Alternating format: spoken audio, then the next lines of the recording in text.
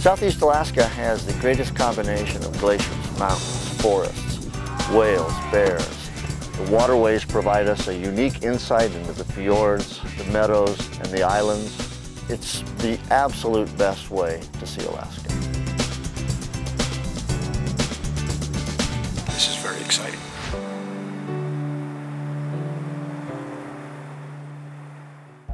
If I had to put my finger on just one or two things that really get me excited about being up here, one of the top would have to be the diversity.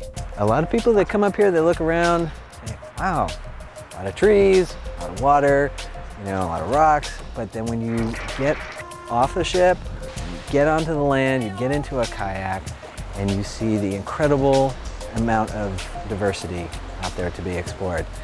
It just boggles the mind. It is one of the last places in the United States where you can go and get away from the crowds and enjoy peace and solitude.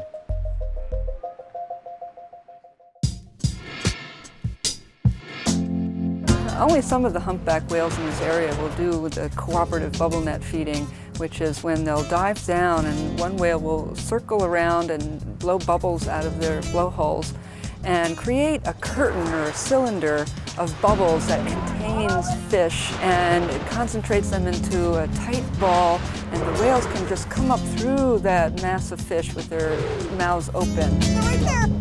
Look, look, look, look! Wow! I mean, I knew about humpback whales, but not about the bubble feeding. Now seeing them feed, this is just so amazing watching all of this. And the mountains are just huge, and yeah, it's just so amazing. It's everything I possibly could have imagined. I'm just having a great time.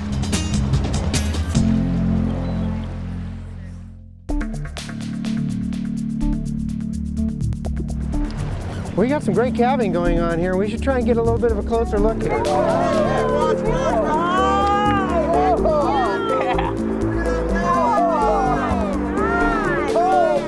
As if the bears weren't enough and the whales, when it came shooting up out of the water, and you just couldn't believe how high it kept coming and coming and coming, and then finally fell over.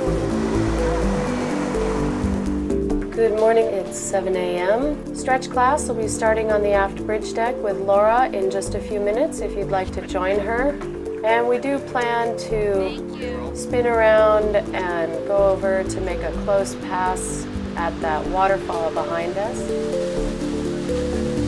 This morning we're in Endicott Arm. It's part of the Tracy Arm Wilderness area. Tracy Arm's a little bit north of here, and this is Endicott Arm.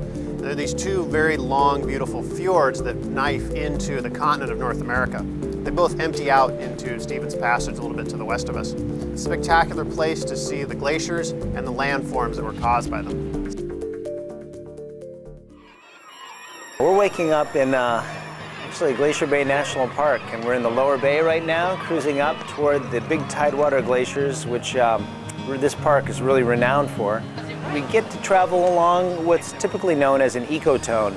In other words, sort of the dividing line between the marine world and the terrestrial. So we're likely to see both marine and terrestrial organisms, like brown bears, you know, cruising the beach looking for clams and mussels and fish that are under rocks, which they flip over. And then you could look over your shoulder and see an orca whale pop up. So it's an incredible place because of this diversity of life. Alaska is one of the few remaining wildernesses in the world. It's one of the few places you can go and see whales feeding and bears walking and old-growth forests. I find it really important to come up to Alaska to renew my inner spirit, and it's great to come to a place that is well preserved as Southeast Alaska.